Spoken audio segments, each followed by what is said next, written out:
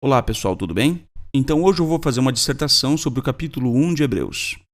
Esse é um capítulo interessante porque muitos que leem esse capítulo, muitos trinitários, eles acabam chegando à conclusão de que é um capítulo que prova, ou provaria na cabeça deles, que Jesus é Deus. Mas na verdade, quando a gente faz uma leitura bem objetiva desse capítulo, a conclusão que a gente chega é justamente oposta. Nesse capítulo, o escritor não diz que Jesus é o Deus Supremo, mas que ele é filho desse Deus Supremo. E para isso basta a gente fazer uma leitura exata do capítulo. Então eu vou começar aqui pelo capítulo 1, versículo 1, que diz assim: Deus, que há muito tempo, em muitas ocasiões e de muitos modos, falou aos nossos antepassados por intermédio dos profetas. Vírgula aqui. Então vamos analisar esse versículo. Quem é que é Deus? Começamos ali no versículo 1. Quem é que é Deus? É o Deus do Antigo Testamento, que falou por intermédio dos profetas. Certo? Então, o Deus do Antigo Testamento, que na cabeça de um trinitário é a Trindade, foi esse Deus que falou com os profetas. Se nós entendermos o Deus da Bíblia, o Deus do Antigo Testamento, como sendo uma Trindade, a leitura do capítulo começa a não fazer sentido. Quer ver? Versículo 2. No fim destes dias, nos falou por intermédio de um filho, a quem designou herdeiro de todas as coisas e por meio de quem fez os sistemas de coisas, ou o mundo. Então, note que aqui o Deus da Bíblia não pode ser uma Trindade. Por quê? Porque o Deus que falou por meio dos profetas tem um filho, por meio do qual também falou a nós hoje. Então, se o Deus da Bíblia fosse uma trindade, o Filho de Deus teria que ser filho da Trindade. Então, Jesus, sendo a segunda pessoa da Trindade, supostamente, ele também teria que ser filho dessa segunda pessoa da Trindade, se ele é filho da Trindade. Então, note que a Trindade não faz sentido nenhum, porque se o Deus da Bíblia fosse uma Trindade, então o capítulo 1 de Hebreus diria que Jesus é filho dessa Trindade. E sendo Jesus também parte da Trindade, ele seria filho de si próprio. Então, veja que bagunça, né? É uma questão que eu me questiono. Como é possível que uma pessoa leia a Bíblia e veja um Deus trino nessa Bíblia? É impossível. Jesus seria filho da própria Trindade, e como ele é parte da Trindade, na crença dos trinitários, ele seria filho de si próprio. Isso é um absurdo. Então vamos lá. Jesus é aquele por meio de quem Deus fez o mundo, os sistemas de coisas. Então Jesus não é o Criador. Ele é o meio pelo qual Deus criou. Se Deus desejar criar o mundo por meio de seu filho, de seu primogênito, ele tem todo o direito de fazer. Então muitas pessoas dizem assim: mas se Jesus criou o mundo, ele é o Criador. Quem decide isso é Deus. Deus é o Criador intelectual. Jesus é o mestre de obras, é aquele que vai lá e executa a criação. Uma vez ou outra eu já ouvi alguém dizer: mas Deus não faria isso. Bem, quem decide isso é Deus, não é você. Entendeu? Então, se Deus decidiu criar o mundo por meio de seu filho, ele tem total direito de fazer isso. Então, note aqui que na crença trinitária, não é o Pai que criou o mundo, é o Deus. Deus criou o mundo por meio de seu filho. Então, se Deus fosse uma trindade, o Filho de Deus seria filho da Trindade. E como Jesus, na crença trinitária, é parte da Trindade, ele também seria filho da Trindade, então filho de si mesmo. Isso é um absurdo. Agora, o versículo 3 nos mostra algo muito interessante. Diz ali, ele é o reflexo da sua glória, a representação exata do seu próprio ser. Olha que coisa interessante. Jesus não é Deus. Ele é o reflexo da glória de Deus. Para você entender o que é isso, a lua não tem luz própria. Ela reflete a luz do sol. Então fica bem claro que a lua e o sol são coisas diferentes. Eles não são o mesmo ser. Da mesma forma, se Jesus reflete a glória de Deus, então ele e Deus não são o mesmo ser. Mas diz ali, a representação exata do seu próprio ser. Atente a essa expressão, representação exata. Pode alguém ser a representação exata de si mesmo? Isso é um absurdo. Eu não posso ser a cópia de mim mesmo. Se eu sou a cópia de mim mesmo, então eu sou dois. Entendeu? Então aí nós seríamos um politeísmo, dois deuses. Jesus é a representação exata do seu próprio ser, a representação exata de Deus. Ou seja, Deus se copiou, por assim dizer, em alguém. No universo não existe ninguém mais parecido com Deus do que o Filho dele. Então é isso que a carta aqui está dizendo. Isso prova que Jesus não é Deus. Por quê? Porque se Jesus é a cópia, a representação exata de Deus, então não pode ser Deus. Do contrário, existem dois deuses. E mesmo porque uma cópia, por essência, no próprio sentido da palavra cópia, ela tem que ser duas, ela não pode ser uma. Na crença trinitária, esse texto implica em politeísmo. Então tem que haver dois. Havendo dois, o Pai e o Filho não são um só ser, mas dois seres distintos. O sentido dessa expressão, a representação exata, traz referência a um ícone, que você olha e você lembra de alguém. Inclusive, na tradução do Novo Mundo, um dos textos usados como referência cruzada é o texto de Colossenses, capítulo 1, versículos 15 e 16, que apresenta Jesus como a imagem do Deus invisível. Ora, a imagem, o que é uma imagem de algo? Por exemplo, será que a imagem de César numa moeda é o próprio César? Não, ele não é o próprio César, é a imagem de César. Uma vez eu estava fazendo um debate com um trinitário sobre esse texto, e eu usei esse texto para provar que Jesus e Deus não são o mesmo ser. E ele diz, mas isso significa que Jesus é a imagem do Deus invisível, portanto ele é o próprio Deus. E eu fico pensando assim, cara, a gente devia fazer uma vaquinha e comprar para cada trinitário anti-TJ. Eu estou falando aqui do pessoal anti-TJ, não dessas pessoas comuns, sinceras, né, que são sinceras na crença delas e tudo, mas que ficam na delas. Mas eu estou falando aqui do ponto de gente anti-TJ. A gente devia fazer uma vaquinha para comprar um microfone com um ponto de colocar no ouvido, para que quando eles falem, eles consigam se escutar. Porque eu tenho a impressão de que eles não escutam o que eles dizem.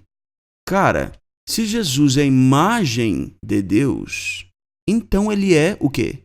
A imagem de Deus, não o próprio Deus.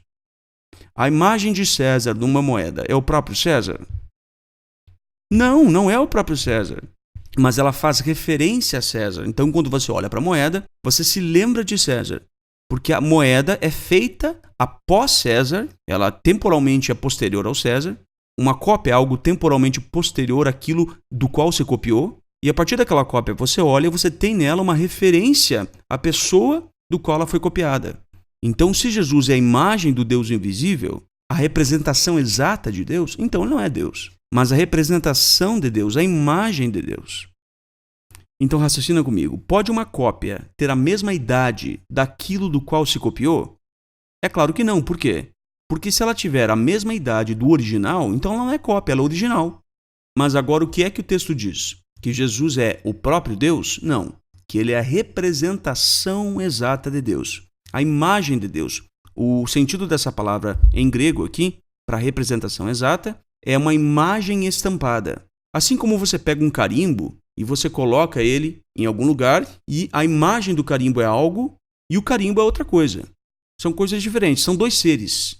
Seres impessoais aqui no caso, mas transferindo para o sentido da expressão no texto, refere-se a Deus ser um ser e ao Filho ser outro ser. Então eles não são o mesmo ser. Então Deus é como o carimbo e o Filho é como o retrato do carimbo. Aquilo que o carimbo produziu. Então o texto segue, e sustenta todas as coisas pela palavra do seu poder, e depois de ter feito uma purificação pelos nossos pecados, assentou-se à direita da majestade nas alturas. Então aqui está falando do Jesus ressuscitado. Jesus está à direita de Deus. Se Deus é uma trindade, então Jesus está à direita da trindade. E como Jesus também é parte da trindade, na crença trinitária, Jesus estaria à direita de si mesmo. Isso é um absurdo. Versículo 4, de modo que ele se tornou melhor do que os anjos, a ponto de ter herdado um nome mais excelente do que o deles. Então, quando Jesus veio à terra, ele se tornou menor do que os anjos, menor em poder, menor em força, menor em tudo. Por quê? Porque ele deixou de ser aquilo que ele era nos céus. Ele deixou de ser aquele ser poderoso que ele era e se tornou humano. Mas agora, retornando aos céus, ele recebe um nome maior do que o nome dos anjos. O versículo 5 prossegue. Por exemplo, a qual dos anjos disse ele alguma vez: Tu és meu filho, hoje me tornei teu pai. E novamente, eu é que me tornarei seu pai, e ele é que se tornará meu filho. Então aqui o escritor de Hebreus aplica ao Messias um dos salmos, que era o Salmo 2,7, que dizia assim: Sitiou o decreto de Jeová, ele me disse: Tu és meu filho, hoje me tornei teu pai. Esse salmo foi escrito em referência a Davi. Então, Davi era considerado um filho especial de Deus. Mas ele também tem um sentido secundário, um sentido profético, que se aplica de modo mais pleno ao Messias. O escritor de Hebreus também cita 2 Samuel 7,14, que era um texto que Jeová falou em referência ao filho de Davi, provavelmente Salomão, mas que também tem uma aplicação secundária ao Messias. Então, nós vemos aqui que o escritor de Hebreus começa a fazer uma série de aplicações de textos do Antigo Testamento ao Cristo. E ele começa falando que Cristo é filho de Deus, não o próprio Deus, mas filho de Deus. Já houve casos em que eu vi pessoas usarem esse texto para tentar argumentar que Jesus é filho de Deus, mas que os anjos não seriam. Na verdade, os anjos são filhos de Deus, a Bíblia deixa isso bem claro. Mas Jesus, aqui, ele recebe uma filiação especial. Mas tanto os anjos quanto Jesus também são filhos de Deus. Mas o filho aqui é num sentido diferente, no sentido dele ter nascido como humano, dele ser um filho especial. Já houve casos também em que pessoas usaram esse texto para tentar provar que Jesus não é um anjo. Algumas pessoas já me disseram: esse texto prova que Jesus não pode ser um anjo porque aquele é dito como distinto dos anjos. Bem, mas não é isso que o texto diz. O texto não diz que Jesus não é um ser angélico. O texto diz que Jesus é superior aos demais anjos e que nenhum dos outros anjos é filho de Deus no sentido que Jesus é. Então o foco do texto não é dizer que Jesus não é anjo. O foco do texto é mostrar que Jesus é superior aos demais anjos. O foco aqui é a filiação especial de Jesus perante o Pai, perante Deus, não o caráter angélico de Jesus. Nós vemos uma estrutura similar no Salmo 82, do 6 em diante. Eu disse, vocês são deuses, todos vocês são filhos do Altíssimo, mas vocês morrerão como homens, cairão como qualquer outro príncipe. Então aqui nós vemos que Jeová falava aos juízes, dizendo que eles eram deuses, mas morreriam como homens. Será que esses juízes não eram homens?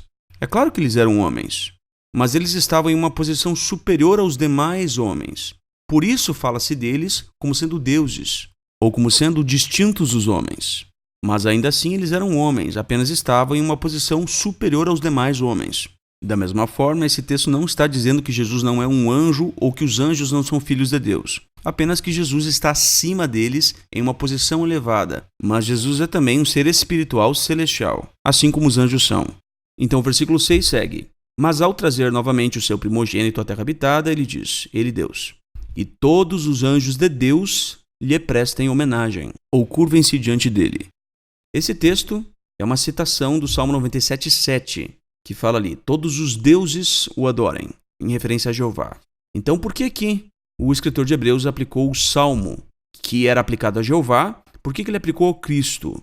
Significa isso que Jesus é Jeová? É isso que muitas pessoas pensam. Não, na verdade não significa. Assim como não significa, no versículo 5, que o Salmo que outrora era aplicado a Davi, prova que Jesus é Davi.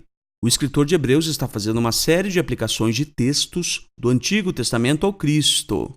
E Jesus não é a mesma pessoa, o mesmo ser, aos quais os textos eram aplicados. Jesus não é Davi, embora o texto que se aplicava a Davi tenha sido aplicado ao Cristo. Portanto, Jesus também não é Jeová, embora o texto que se aplicava a Jeová se aplicou ao Cristo. Por que é que o escritor de Hebreus aplicou o Salmo 97:7 ao Cristo? Esse salmo diz, curvai-vos diante dele, todos os deuses. Esses deuses foram interpretados pelos judeus e pelo escritor de Hebreus como sendo anjos.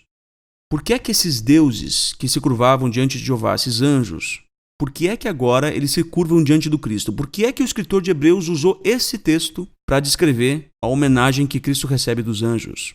Significa isso que Jesus é Jeová? É isso que muitos pensam, mas não. Então lembre-se que no versículo 3, o escritor de Hebreus diz que Jesus é o reflexo da glória de Deus, a representação exata de Deus. Então tudo aquilo que Jeová é no Antigo Testamento é refletido no Cristo. Esse é o principal motivo pelo qual o escritor de Hebreus aplica alguns textos do Antigo Testamento ao Cristo, para mostrar que o Filho é o reflexo da glória do Pai. Aquilo que Jeová é no Antigo Testamento é refletido no Cristo no Novo Testamento. Na verdade, o escritor de Hebreus queria provar que Jesus está acima dos anjos. E aí eu te pergunto, quem é que está acima dos anjos a não ser Jeová e Jesus? Então, qual texto do Antigo Testamento poderia o escritor de Hebreus aplicar ao Cristo que descrevesse os anjos se curvando diante de alguém? Ora, os anjos não se curvaram diante de ninguém a não ser de Jeová. Portanto, esse era o único texto possível do Antigo Testamento que descrevia os anjos se curvando diante de alguém. E como o escritor de Hebreus queria provar que Jesus é superior aos anjos e que os anjos se curvam diante dele, esse era o único texto que o escritor de Hebreus tinha para mostrar a homenagem que Jesus recebe dos anjos. Mas isso não quer dizer que Jesus é Jeová. Isso quer dizer que Jesus está acima dos anjos. E esse é o único texto do Antigo Testamento que poderia ser aplicado ao Cristo para descrever tal ação, tal homenagem. Muitos usam esse texto para tentar provar que Jesus é Deus. Ora, só Deus pode ser adorado. Então, se Jesus não é Deus, os anjos cometeram idolatria. Bom, isso é bobagem. Quem decide o que é idolatria ou não é Deus. E se Deus disse que os anjos devem adorar ao Cristo, então eles adoram e não é idolatria. Ponto final. Não tenho que discutir sobre isso. Deus disse, se curvem diante dele. É uma ordem. Se Deus dá uma ordem, você obedece. Ponto. Ah, não posso fazer isso, Deus, porque é idolatria. Deus vai dizer, cala tua boca e faz isso, eu estou mandando. Quem decide o que é idolatria ou não é Deus. Se Deus disse que os anjos devem se curvar diante de Jesus, então está tudo bem. Deus disse que é e pronto, acabou. Ponto final. Ah, mas isso não é possível, porque senão seria... Quem decide o que é possível ou não é Deus. Não é você. Bem, então vou explicar por que isso não é idolatria. Porque Filipenses 2, do 9 ao 11 diz: Deus o enalteceu a uma posição superior e lhe deu bondosamente um nome que está acima de todo outro nome, a fim de que, no nome de Jesus, se dobre todo o joelho dos no céu, ou seja, dos anjos, curvem-se diante dele todos os anjos, conforme diz Hebreus, e dos da terra e dos debaixo do chão. Para quê? Para a glória do Filho, Não. Para a glória de Deus, a Trindade. Ou melhor, não. Para a glória de Deus, quem? O Pai. Então note que o ídolo, quando você se curva diante dele, ele retém aquela glória. Por isso que é proibido. Mas quando você se curva diante do Cristo, para a glória de Deus o Pai, então o Cristo não retém essa glória para ele. Ele não está usurpando ou roubando algo que por direito pertence somente ao Pai. Mas ele é o meio autorizado por Deus para que quando nós nos curvemos diante dele, aquela adoração, aquela glória, aquela honra seja dada ao Pai e não a ele. Então o fato de os anjos se curvarem diante de Jesus não prova que Jesus é Deus e também não tem nenhum problema na teologia unitária. O versículo 7, já em vermelho, diz: Também com referência aos anjos ele diz: E ele faz os seus anjos espíritos e os seus servidores públicos chamas de fogo. Então aqui nós temos uma declaração explícita de que os anjos são espíritos, seres espirituais. A meu ver, isso também é uma evidência de que Jesus é um ser espiritual e não um ser carnal nos céus. Pois se Jesus é superior aos anjos, e os anjos são espíritos, então Jesus também tem de ser um espírito. Pois se Jesus é de carne e osso, então ele é menor que os anjos. Na segunda carta de Pedro, capítulo 2, versículo 11, nós lemos: Os anjos, embora sejam maiores em força e poder, e aqui ele segue comparando os anjos aos humanos. Então vemos que anjos são maiores que humanos em força e poder. Se Jesus é um humano nos céus, o que ele é? Ele é menor que os anjos. E os anjos são espíritos. Então, para ser maior que os anjos, o que Jesus precisa ser? Um espírito, não um humano. Se ele for um humano no céu, ele é menor que os anjos. Bem, então agora passamos para o versículo 8, só que esse é um versículo controverso. Por quê? Porque não se tem certeza da tradução exata desse versículo. Aqui nós temos uma citação do Salmo 45. Esse salmo era dirigido ao rei de Israel. Não se tem certeza sobre quem era ou quem seria esse rei, mas alguns pensam que seria Salomão. O primeiro livro das Crônicas, 29 e 23, diz: E Salomão se sentou no trono de Jeová, como rei no lugar de Davi seu pai. Ele foi bem-sucedido e todos os israelitas lhe obedeciam. Por causa disso, a tradução do Novo Mundo verte o Salmo 45:6 da seguinte forma: Deus é o seu trono para todo sempre. O cetro do seu reino é um cetro de retidão. Algumas outras traduções, tais como a Bíblia de Jerusalém e outras traduções, também vertem da mesma forma, dando a entender que Deus é a fonte ou base da autoridade régia de Jesus. Já outras traduções, tais como a Almeida e outras também, vertem da seguinte forma: Teu trono, ó Deus, é para todo sempre. E essa é também uma tradução possível. Por quê? Porque na nação de Israel, na cultura judaica e hebraica, o termo Elohim, que geralmente é traduzido por Deus, possuía uma ampla gama de aplicações. E também era aplicado a seres humanos, principalmente seres humanos poderosos, especiais, tais como era o rei. Assim, a tradução do Novo Mundo verte essa passagem tanto nos Salmos quanto em Hebreus da seguinte forma: Deus é o teu trono para todo sempre. Essa é uma tradução possível? Com certeza. Eu já vi alguns críticos dizerem: ora, onde já se viu Deus ser o trono de alguém? Na verdade, a pessoa que argumenta isso, ela não sabe o que ela está falando. Deus ser o trono de alguém significa que Deus é a fonte do poder que aquele alguém exerce. Mas a outra tradução também é possível: Teu trono, ó Deus, ou Teu trono, ó divino, ó semelhante a Deus. Mas aqui não é uma referência ao Deus Supremo. E esse é um ponto bem interessante. O escritor de Hebreus quer falar sobre a divindade de Jesus. E ele vai aplicar um texto do Antigo Testamento seguindo o padrão que ele mesmo já estabeleceu. E que texto do Antigo Testamento ele usa para chamar Jesus de Elohim ou de Theos, Deus? Será que ele usa um texto que no Antigo Testamento era aplicado a Jeová? E então ele aplica esse texto ao Cristo? Não. Supondo que a tradução correta seja teu trono, ó Deus, ou teu trono, ó divino, aqui nós temos um ponto bem curioso. O escritor de Hebreus aplica o termo Elohim, ou o termo Theos em grego, ao Cristo, mas ele seleciona um texto dos Salmos onde este título, Deus, não era aplicado a Jeová, mas era aplicado a um ser inferior, ou seja, a um Deus inferior. Agora eu te pergunto, se Jesus fosse Jeová, por que é que o escritor de Hebreus teria aplicado um título Deus ao Cristo, mas teria selecionado um texto do Antigo Testamento onde não é Jeová que é chamado de Deus, mas outra pessoa inferior a Jeová? O que será que o escritor de Hebreus está querendo dizer com isso? Obviamente que Jesus não é Jeová, mas que ele também é divino. E no versículo seguinte nós temos a prova concreta disso. Versículo 9. Amaste a justiça e odiaste o que é contra a lei. É por isso que Deus, aqui Jeová, é por isso que Deus, Jeová, o teu Deus, te ungiu com óleo de exultação mais do que a teus associados. Se isso não é uma prova de que Jesus não é Deus, mas que ele tem um Deus acima dele, então eu não sei o que seria uma prova de que Jesus não é Deus. Tem gente que diz, mas isso acontece porque Jesus mesmo nos céus, ele tem um corpo humano, ele é humano. Tem gente que diz isso. É a natureza humana de Jesus. Bom, o que você responderia para uma pessoa assim? Não tem o que responder. Se a pessoa, ela não entende, ela não é capaz de entender que Deus não tem Deus acima de si, abandona, desapega, tipo, adeus, tchau, bye bye, te vejo no Armagedon. Tipo assim, ignora. Mas mesmo que nesse caso a pessoa não tenha solução, que resposta seria a resposta apropriada? O que você poderia dizer para realmente provar a verdade? O simples fato de que quem tem Deus acima de si são pessoas e não naturezas. Natureza humana não tem Deus. Quem tem Deus é a pessoa.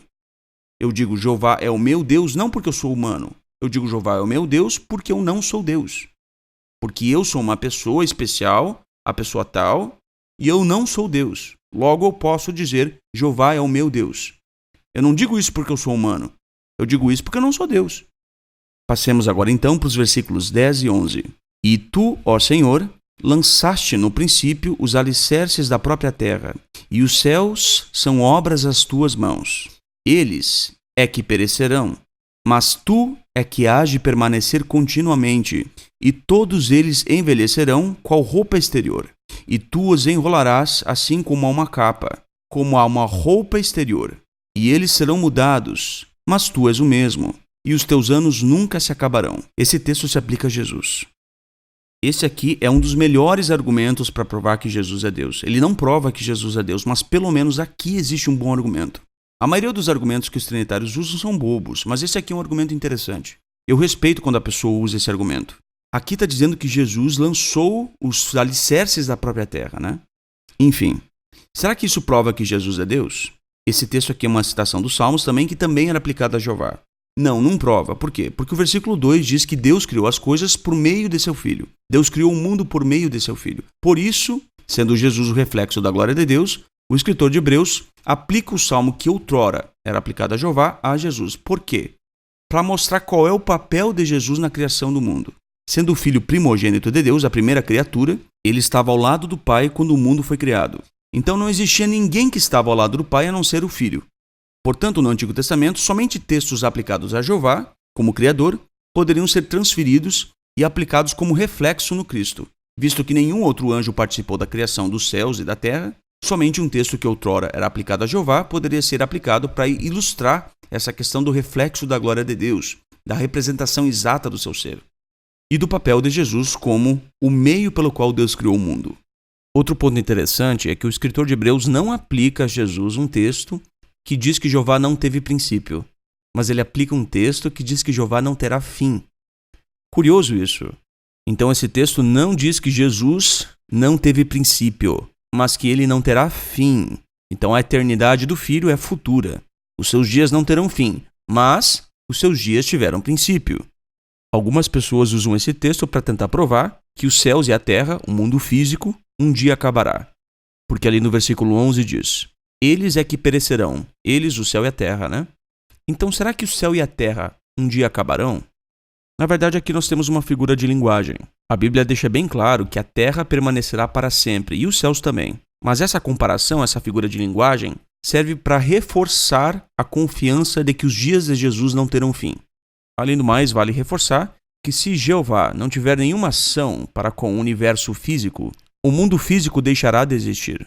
Portanto, é necessário que o mundo físico e a terra também sejam renovados por Jeová. Do contrário, céus e terra deixariam de existir. Por último, agora vejamos o versículo 13 e o 14 também. Mas, com referência a qual dos anjos disse ele alguma vez: Senta-te à minha direita, até que eu ponha os teus inimigos como escabelo para os teus pés. Não são todos eles espíritos para serviço público, enviados para ministrar aos que hão de herdar a salvação?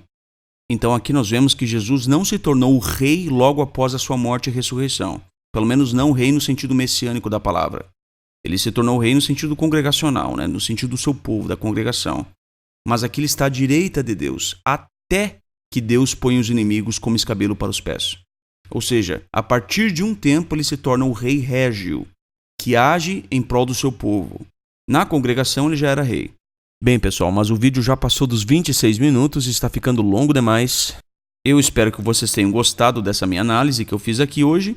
Um grande abraço a todos, espero que tenha sido útil. Fiquem em paz. Até mais.